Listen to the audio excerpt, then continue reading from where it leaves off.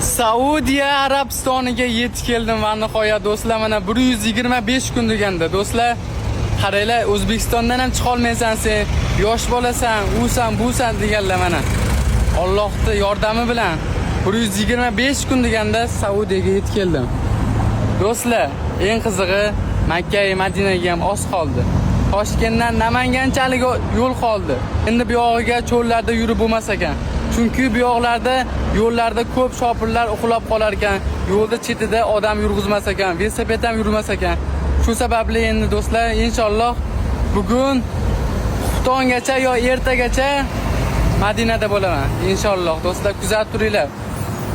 Sizlar kutgan damlar kelyapti. Xullas do'stlar, nima desa chidadim. Men yomonga ham yaxshiman. Menga yomonlik qilsa ham men yaxshilik qilaman. Bu o'tkinchi dunyo do'stlar. Hasad qo'y bo'lmaylik. Hasad qilmaylik do'stlar, havas qilaylik. To'g'ri, oz fursat ichida million podpisчигim bo'lib ketdi, lekin men bu narsani o'ylamagandim. Bunday bo'lib ketishini bilmagandim. Men hech kimga hasad qilmadim, birovlarni g'iybat qilmadim. Allohim beryapti.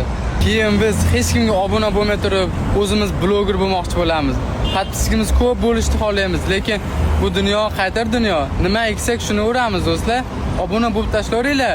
Hech kim sizlarni so'kmaydi, hech kim sizlarni qarzga botirib tashlamaydi. Hammaga obuna bo'lib tashlanglar.